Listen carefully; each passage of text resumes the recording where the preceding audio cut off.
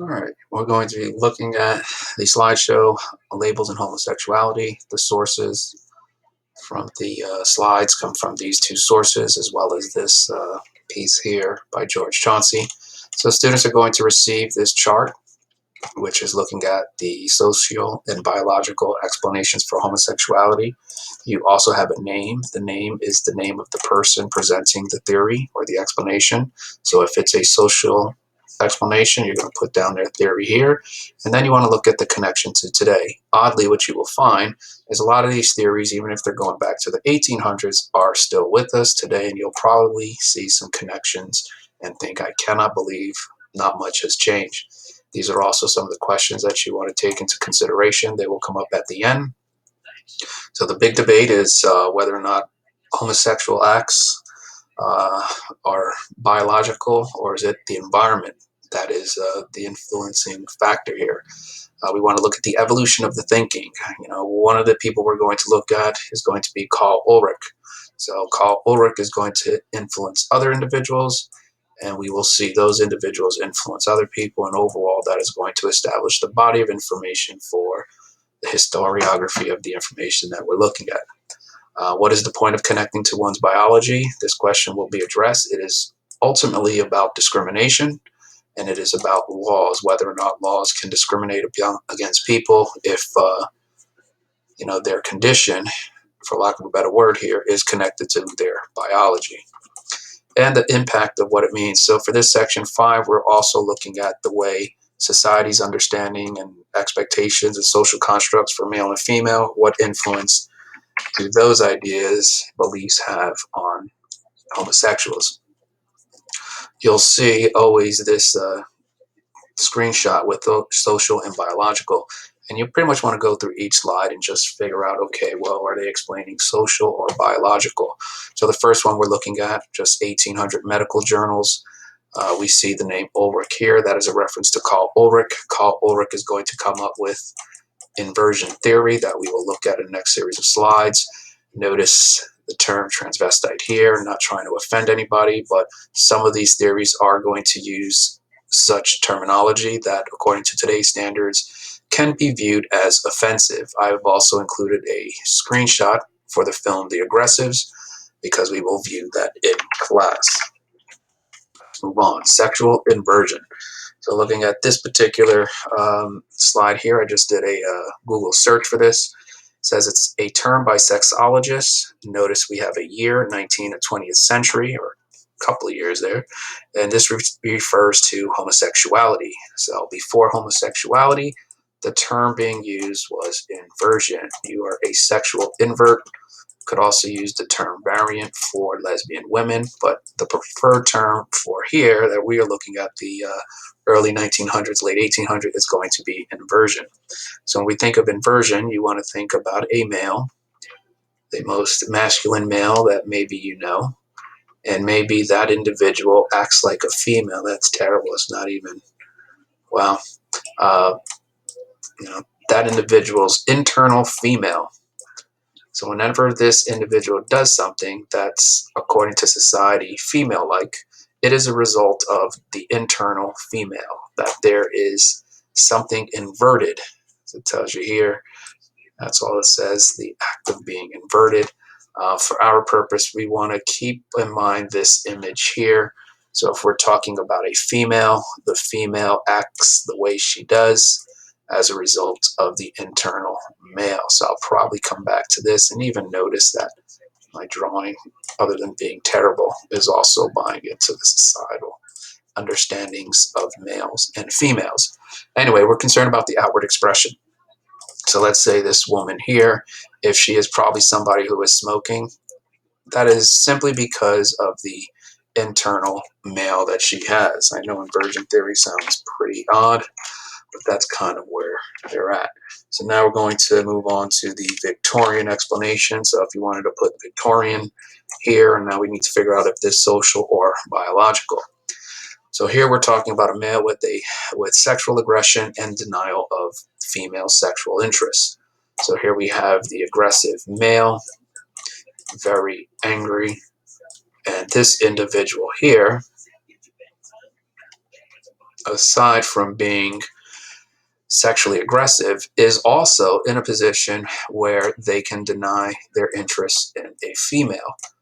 So if they can deny the interest of the female, does that mean that they're going to be attracted to another male? I guess that's what they're going. Notice the key here is denial. Is this individual able to control this? Is he able to deny their sex drive, their interest for a female? That seems to be what's happening here. They're saying that this male, Victorian explanation again, that they're able to deny their female sexual interests. How would this above explain lesbianism? Is it social or biological?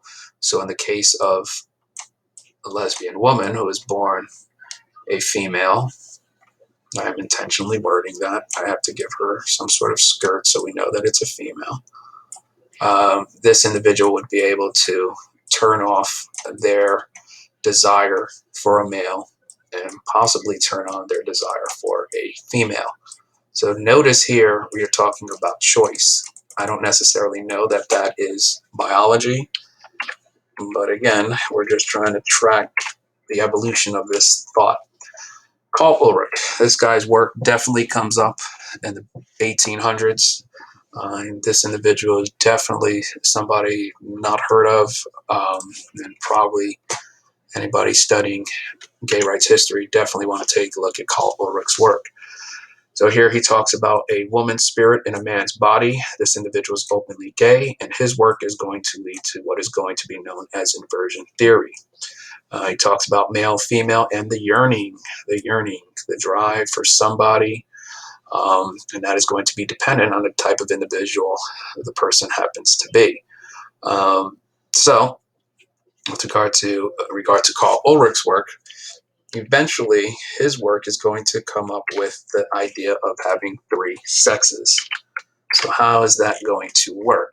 Here I'm going to refer to this chart here. We know we have male, we know we have female. Ulrich is arguing there is a third sex. So now we have three different sexes. So you could figure out, what the male's like, the female's like. So how's this third sex act? Now, keep in mind, I did do a quick copy and paste from Wikipedia. I know that's not the thing to do. However, they did have the easiest categorization of his work.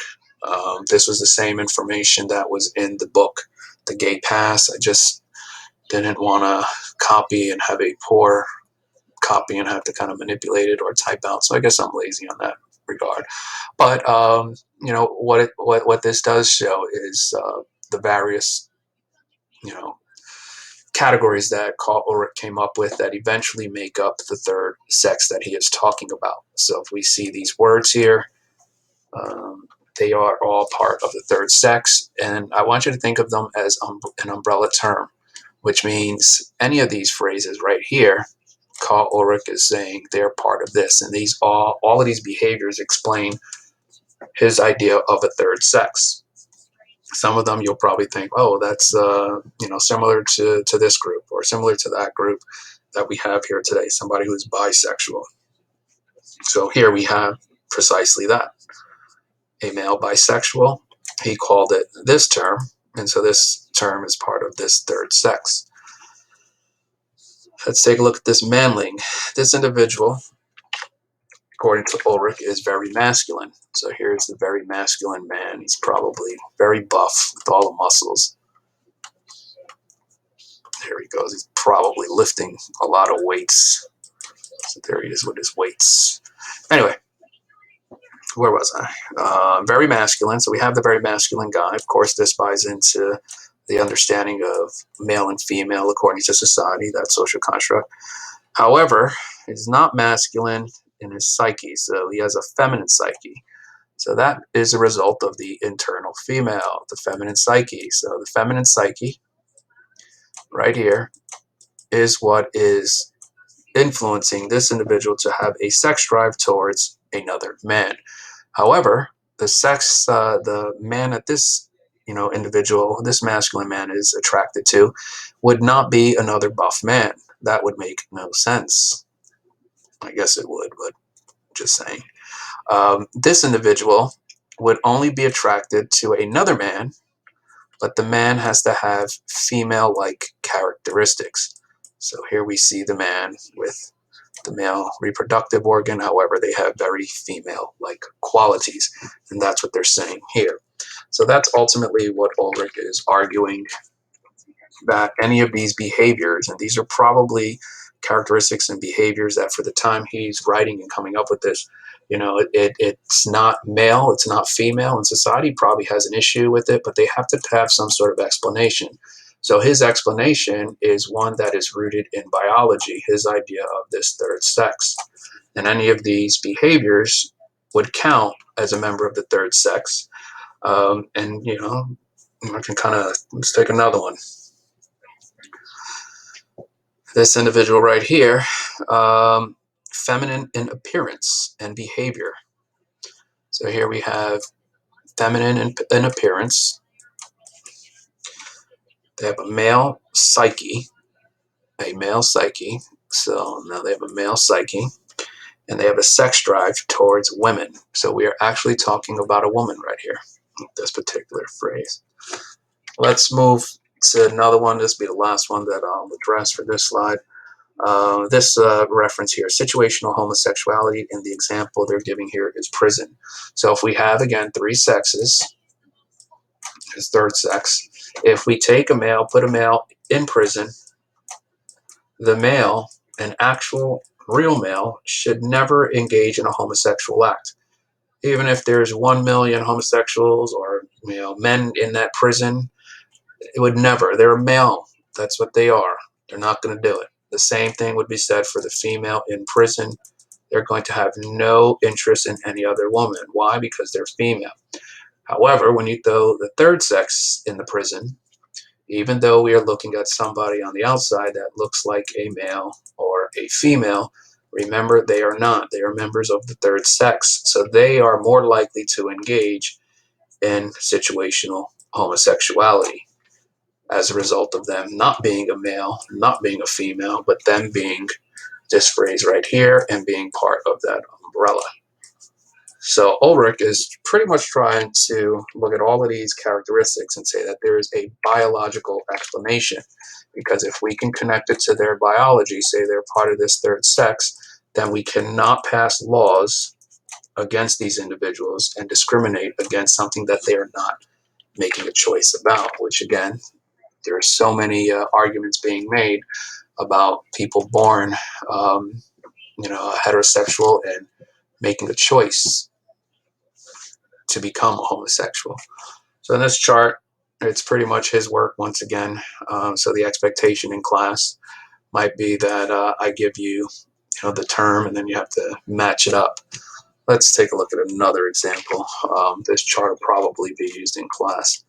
So in this one, and again, I'm using society's understanding of what male and female suggests. So here we have a manling yearning. They're very masculine. So I've used this. That's very masculine, only because it's conforming to a social construct about hypermasculinity.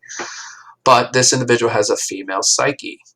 So it's going back. We have the buff man once again, but they have the female psyche inside the internal female, and that is what prompts the individual to be attracted towards another male. However, the male they're attracted to actually looks like a female. I have to put the male reproductive organ.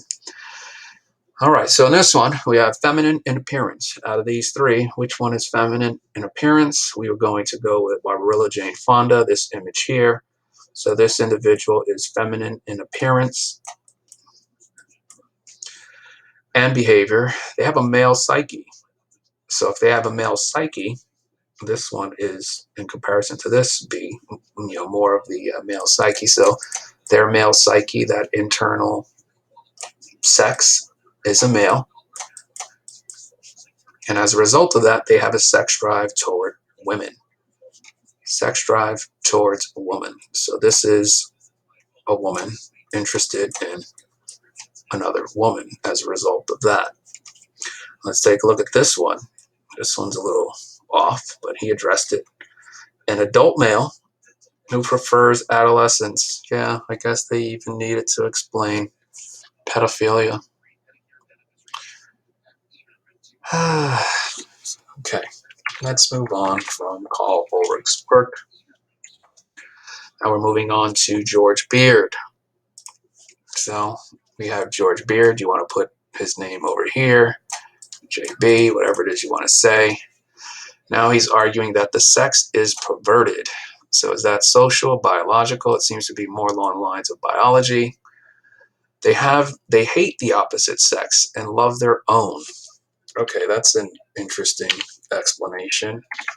They hate the opposite sex and love their own. Men become women and women men in their taste, conduct, characters, feelings, and behaviors. All right, so let's take a look at some additional language. All right, so here we see the word transvestism.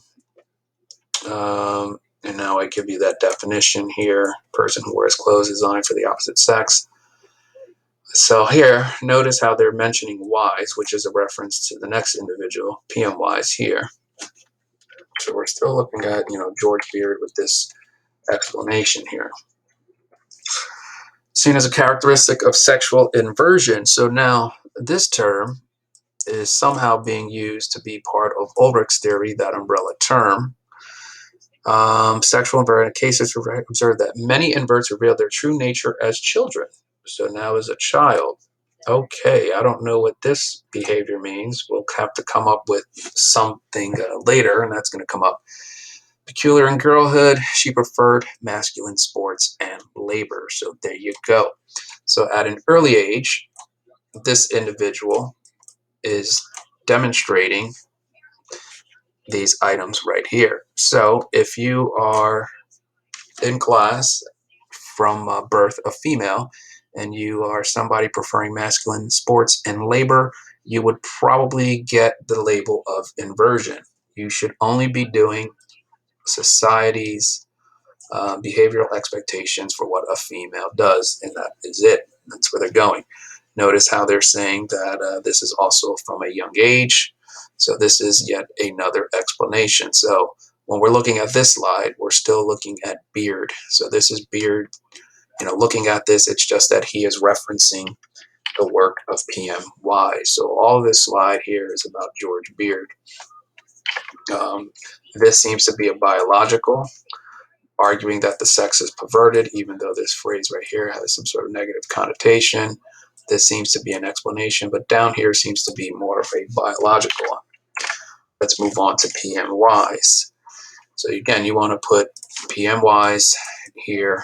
Okay, do we have a social or biological? Okay, to understand this, you have to understand that he's conducting a study. And he is studying this individual, and he's describing her as a lesbian, the first use of the term. We also want to take note of this phrase right here, vagrancy, which means homeless. So you need to think about this term vagrancy, because so many times in gay rights studies, you have somebody who is a woman comes out to their family and their family disowns them, or maybe they just feel like outcasts anyway. And so they detach themselves from the family and they just kind of live out on their own. So this individual, is arrested for vagrancy, as it says here. And that's very common to arrest homosexuals going up into the 50s for vagrancy. And you'll see why when we get to that particular section. So now we have somebody who was arrested for vagrancy. And so PM Wise is, doing the research on this individual here, trying to figure out, what makes this individual act the way she does. And so in this slide, this is still his work. He is passing her in the ward. So this is the individual in the facility. She embraced the female lieutenant in a lewd manner, overpowering her. So in this situation here, we have a female who seems to be sexually aggressive. How do we know? Because he says that they're overpowering the other woman.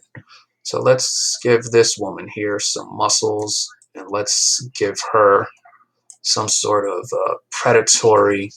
Let's just make her look evil. She's a predator right here. Let's give her some long hair. overpowering her before she received it. Says her conduct on the war was characterized as saying chivalrous conduct, and she made efforts various times to have sexual intercourse with her associates. So I've given you some of the definition here.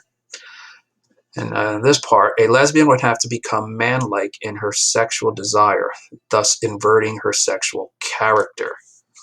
Okay, so this woman only has that aggressive nature as a result, again, of that internal male, that psyche that is giving that ability to act in that particular manner, because the woman should always be submissive and docile, especially if we're looking at the four virtues, and she should never act in such an aggressive manner. Keep in mind, in a heterosexual relationship, the understanding historically is that the man is the predator and the man is aggressive and the man is the one always pursuing, which is pretty much what is happening here. They're saying the same thing, that this woman is the one pursuing. That is going to play a key role in a couple of slides.